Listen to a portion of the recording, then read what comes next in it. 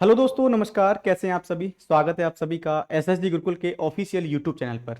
दोस्तों, आज मैं आपके सामने एक बहुत ही बड़ी वैकेंसी और उस बड़ी वैकेंसी की एक महत्वपूर्ण सूचना को लेकर उपस्थित हुआ हूं।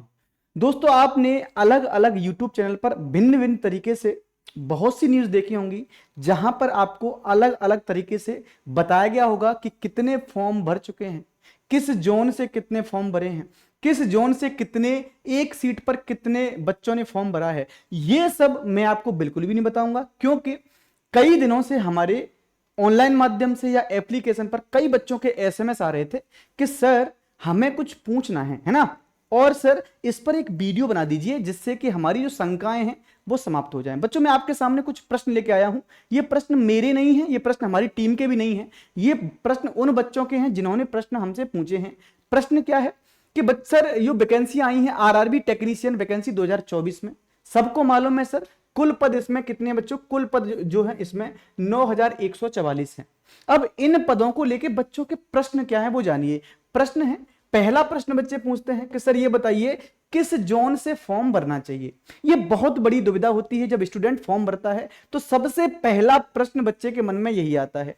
एक एक बिंदु पर सटीकता से चर्चा करूंगा, चिंता मत करिएगा, है ना। दूसरा प्रश्न जो बच्चों ने पूछा है वो है किस जोन की कट ऑफ ज्यादा जाती है या किस जोन की कट ऑफ कम जाती है।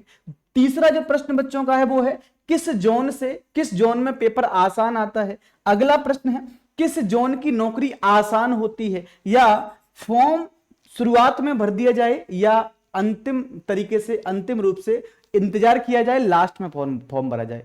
प्रश्न बहुत से थे, लेकिन लगभग प्रश्नों के जो सार हैं वो यही हैं। बच्चों ने जो प्रश्न पूछे हैं वो यही 5 से 6 प्रश्न हैं। प्रत्येक बिंदु पर चर्चा करूंगा, लेकिन मैं आपको एक छोटा सा ओवरव्यू दे दूं कि आखिर जो वैकेंसियां हैं वो कितनी हैं और किस जोन से आई हैं। बच्चों, आपको पहले तो ये जानना है कि जो टेक्नीशियन की रिक्रूटमेंट है वो कितनी है, 9144 है। अब 9144 जो वैकेंसियां हैं वो किस किस जोन से कितनी वैकेंसियां, मैंने एक डाटा आपके सामने दिया है। हालांकि आयोग भी आपको बता चुका है कहां से कितने पद हैं। अब देखो, जानने वाली बात क्या है, अहमदाबाद से 761 पद हैं, अजमेर से 522 पद हैं, बंगलुरु से 142 पद हैं। इसमें याद रखना बेटा, ग्रेड ए और ग्रेड 3 की सब वैकेंसियों को मैंने ऐड किया है, ठीक है। इसके बाद भोपाल के 452 पद हैं, भुवनेश्वर से 150 पद हैं, बिलासपुर से 861 पद हैं, चंडीगढ़ से 111 पद हैं, चेन्नई से 833 पद हैं, गोरखपुर से 205 पद हैं, गुवाहाटी से 624 पद हैं, श्रीनगर से यानी जम्मू वाला जो रीजन है वहां से 291 पद हैं, कोलकाता से 506 पद, मालदा से 275, मुंबई से 1284, मुजफ्फरपुर से 113 पद, पटना से 221 पद, प्रयागराज से 338 पद, रांची से 350 पद, सिकंदराबाद से 744 पद, सिलीगुड़ी से 83 पद और तिरुवनंतपुरम से 278 पद। अब आप ये देख लो कि सर जो टोटल 21 जोन है, इन 21 जोन से वैकेंसी वाइज मैंने आपको बताया कि किस किस जोन से कितनी कितनी वैकेंसियां हैं। अब हम थोड़ी सी चर्चा करते हैं पहले प्रश्न पर। अब बच्चों, आपका पहला प्रश्न क्या है, देखिए पहला प्रश्न है किस जोन से फॉर्म भरना है। अब पहले मेरी बात सुनिए, आपको देखो, ये मेरी बात नहीं है, हर एक विद्यार्थी की बात है जो फॉर्म भरता है। वो सबसे पहला उसके मन में आता क्या है कि वैकेंसी कहां से ज्यादा है, तो उसका टिक पहला क्या होगा, सर मुंबई में वैकेंसी सबसे ज्यादा है। मुंबई में वैकेंसी सबसे ज्यादा है, यानी सबसे ज्यादा पद है मुंबई में, है ना। मुंबई में सबसे ज्यादा पद है, ये उसके मन में फर्स्ट प्रायोरिटी होगी, है ना। ये उसके मन में फर्स्ट प्रायोरिटी होगी कि सर मुंबई से मुझे फॉर्म भरना है, पहली चीज, है ना। अगर वो सोचता है, उसके मन में एक प्रश्न और आएगा, यार मुंबई में सबसे ज्यादा है तो हो सकता है कि मुंबई में सबसे ज्यादा फॉर्म भरे गए हों, और निश्चित भी है, डेफिनेटली मुंबई से ही जब सबसे ज्यादा फॉर्म भरे जाएंगे।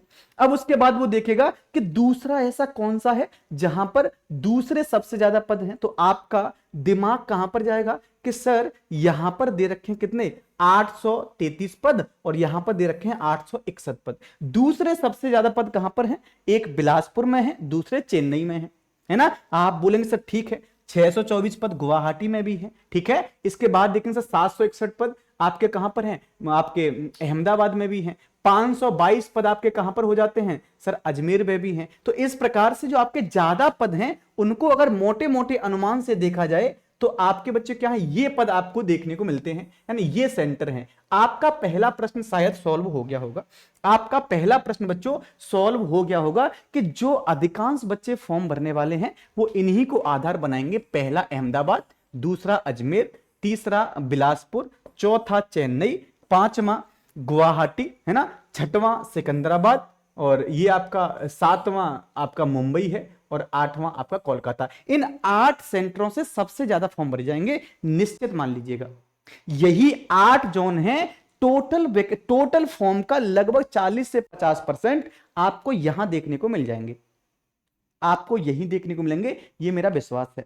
अब देखो, तो आप भी क्या कर सकते हैं, आप भी बच्चों इनमें से ही एक पद, एक कोई भी जोन चुन के फॉर्म भर सकते हैं। लेकिन मैं आपसे एक बात बोलूं, मेरी बात को इसमें आपको 1% भी नहीं मानना है। मैं क्यों बोल रहा हूं, क्योंकि मैंने सिर्फ वैकेंसी को अनुमानित किया है कि कहां पर वैकेंसी ज्यादा है, आपको फॉर्म कहां से भरना चाहिए। लेकिन ऐसे बहुत से विद्यार्थी होते हैं जिनकी तैयारी बहुत अच्छी है, जिनकी तैयारी बहुत अच्छी है, और वो सोचते हैं सर मैं तो अपने होम जोन जो मेरा है मैं उसी से फॉर्म भरूंगा और एग्जाम को क्वालिफाई कर दूंगा। डेफिनेटली आप उसी से फॉर्म भरिए और एग्जाम क्वालिफाई कर दीजिए, अगर आपकी तैयारी बहुत अच्छी है तब, है ना, आपकी तैयारी बहुत अच्छी है तो आप क्या कर सकते हैं, अपने होम जोन को भी आधार बना सकते हैं। लेकिन आप प्रायोरिटी में इनको रख सकते हैं सर, क्योंकि यहां पर पद अगर ज्यादा है, अगर बच्चे यहां पर पद ज्यादा हैं तो कंपटीशन भी आपको यहीं पर ज्यादा देखने को मिलेगा। ये मत सोचना कि सर सबसे कम पद जो है सर यहां पर 142 हैं, सर यहां भी हम देखेंगे 113 पद हैं, सर यहां भी 111 पद हैं, सर कंपटीशन हो सकता है यहां पर ज्यादा हो।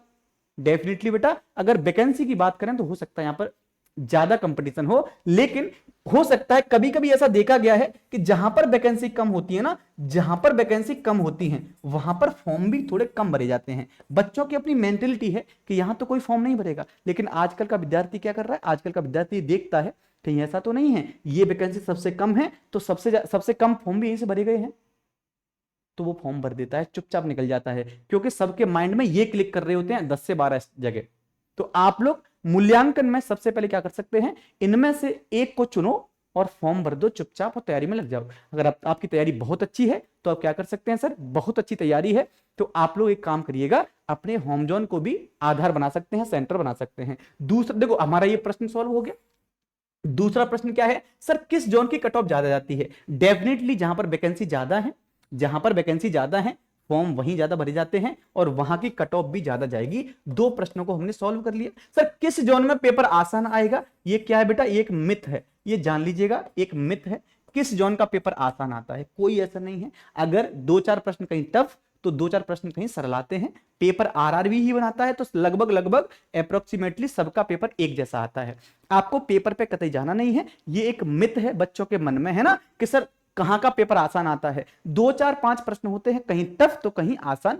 पेपर का लेवल में कोई डिफरेंस नहीं आएगा, क्योंकि आयोग एक ही है जो इस भर्ती को कराएगा, आरआरबी। तो आरआरबी की आप किसी प्रकार से आप वहां पर क्या है, बच्चों के साथ खिलवाड़ करने की कोई गुंजाइश नहीं है। वो बढ़िया से पेपर बनाएगा, पेपर के लेवल में हो सकता है 2-4 प्रश्न ज्यादा टफ तो 2-4 प्रश्न ज्यादा सरल, यही होता है, ज्यादा कुछ होता नहीं है। तो इस मिथ को अपने दिमाग से निकालकर तैयारी पर फोकस करिए। अगला प्रश्न बच्चों ने पूछा, किस जोन में नौकरी आसान है। हाँ, मैं इस प्रश्न को थोड़ा सा इंपोर्टेंट मान सकता हूं। बहुत से विद्यार्थी ऐसे होते हैं कि सर मुझे तो अपनी होम जोन में ही नौकरी करनी है। अगर आप उत्तर प्रदेश के हैं तो आप सोचोगे सर मैं तो इलाहाबाद और गोरखपुर को ही जोन मानूंगा और वहां से तैयारी स्टार्ट कर दूंगा, प्रयागराज को बनाऊंगा अपना सेंटर और तैयारी स्टार्ट कर दूंगा। तो डेफिनेटली बच्चों, जो यूपी के विद्यार्थी हैं प्रयागराज जा सकते हैं, जो बिहार के हैं पटना भर सकते हैं। उनके लिए आसान इसलिए हो जाता है क्योंकि अपना होम डिस्ट्रिक्ट है, सॉरी अपना, कभी कभी आपको होम डिस्ट्रिक्ट मिल जाता है, कभी कभी आपको अपना होम स्टेट तो मिल ही जाता है ना। तो आपकी नौकरी आसान कहां पर हो सकती है, होम स्टेट है। इसके अलावा आप यहां पर आसान के हिसाब से ये भी मान सकते हैं जहां पर डेवलप ज्यादा एरिया है, जहां का इलाका डेवलप है, जैसे मुंबई है, चेन्नई है, अहमदाबाद है, बच्चे इस जगह फॉर्म भर देते हैं तो बहुत अच्छी डेवलप जगह है, वहां पर आपको अब एक सोसाइटी में रहने का मौका मिल जाता है। तो आप इसको आधार बनाकर फॉर्म भर सकते हैं। आसान अगर देखना चाहते हैं तब, वैसे अपना होम जोन ही आसान होता है। फॉर्म भरने में, फॉर्म शुरुआत में भर देना चाहिए या उसके लिए इंतजार करना चाहिए। बहुत अच्छा है बेटा, बहुत अच्छा, आपने बहुत इंपॉर्टेंट प्रश्न पूछा है। कभी कभी आपको देखने को मिलेगा कि सर शुरुआत में जब हम फॉर्म भरते हैं तो हमें न्यूज़पेपर के माध्यम से या यूट्यूब पर कुछ ऐसे चैनल हैं जो आपको इसी प्रकार की जानकारी देते हैं। वहां से आपको यह देखने को मिल जाता है कि किस तारीख में कितने फॉर्म भरे गए हैं और किस जोन में ज्यादा फॉर्म भरे गए हैं। आप ये देख सकते हैं, कोई दिक्कत नहीं है ना।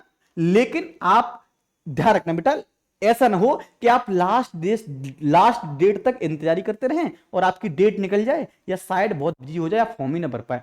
इसीलिए फॉर्म भरने में ज्यादा देरी नहीं करनी है। जैसे 8 अप्रैल की लास्ट डेट है ना, तो बेटा 1-2 अप्रैल में आप फॉर्म भर दीजिएगा, जिससे शायद बिजी ना हो जाए, है ना। अगर लोग इंतजार कर रहे हैं तब बात कर रहा हूं। हालांकि जिसने अगर ये ठान लिया है कि मैं तो किसी भी जोन से भरूंगा, मैं तो क्वालिफाई कर जाऊंगा, तो निश्चित तौर पर आप कभी भी फॉर्म भर सकते हैं। पहले दिन भर सकते हैं या आप दूसरे दिन, चौथे दिन, पांचवें दिन, कोई दिक्कत नहीं है। बस आप एक काम करना, जो विद्यार्थी इंतजार कर रहे हैं वो एक काम जरूर कर लें कि 8 अप्रैल की लास्ट डेट है तो 8 अप्रैल तक ना जाएं, उससे पहले ही आपको फॉर्म भर लेना है, उससे पहले फॉर्म भर के आपको फ्री हो जाना है। तो ये बच्चों आपके लिए एक भ्रांति थी मन में, है ना। विभिन्न प्रकार के यूट्यूब चैनल आपको गलत तरीके से बता रहे थे कि किस जोन में कितने फॉर्म भरे गए हैं। ऐसा डाटा आपको एकदम आरआरबी की साइड से नहीं दिया जाता है। हाँ, कभी कभी न्यूज़पेपर वाले आपको इस प्रकार से छाप देते हैं, ठीक है। तो एग्जैक्ट डाटा तो नहीं दिया जाता है, इसीलिए आपको फॉर्म भरने में कोताही नहीं करनी है, देरी नहीं करनी बच्चों। फॉर्म भर दो, तैयारी में जुट जाओ। हमारा ध्येय क्या है, एसएसजी गुरुकुल ने आपके लिए क्या प्रारंभ किया, ये देखिए भाई। एसएसजी गुरुकुल ने अभी हाल फिलहाल में आपके लिए आरआरबी एनटीपीसी, आरआरबी आपका रेलवे में RPF SI, RPF constable start किया है। यह बैच बच्चों हमारा मात्र 399 का है। सटीकता के साथ हम चीजों को कराते हैं। कंटेंट का लेवल आप देख सकते हैं क्लास में आकर के, है ना। हर एक हमारी वैकेंसी के लिए हमने डेमो वीडियो रिकॉर्ड करके डाल दिए हैं। आप आइए और हमारे एप्लीकेशन पर डेमो वीडियो देख लीजिए। एसएसजी गुरुकुल एप्लीकेशन है, आप उसको डाउनलोड कर सकते हैं प्ले स्टोर से, ठीक है। तो ये हमारा क्या है बेटा, एक बैच है जो गरुड़ा बैच के नाम से है। इसे ज्वाइन करिए, मात्र 399 रुपए में है, ठीक है। 1 साल की वैलिडिटी के साथ इसे कर सकते हैं।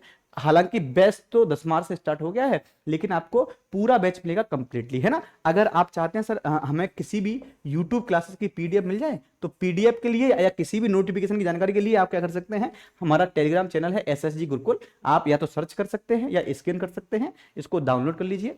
किसी भी भ्रांति को मन में रखना नहीं है बेटा, क्योंकि भ्रांति अगर आपके मन में रहती है तो आप कहीं ना कहीं परीक्षा से चूक जाते हैं। परीक्षा में आप एक मेंटलिटी के साथ बैठते हैं, आपको पॉजिटिव माइंडसेट के साथ पेपर में बैठना है। अगर आपका माइंड पॉजिटिव रहेगा, डेफिनेटली आपका एग्जाम भी पॉजिटिव जाएगा। तो बच्चे आज के लिए इतना ही, थैंक यू सो मच। कोई भी अन्य जानकारी होगी तो मैं आपके सामने उपस्थित हूंगा। बहुत बहुत धन्यवाद।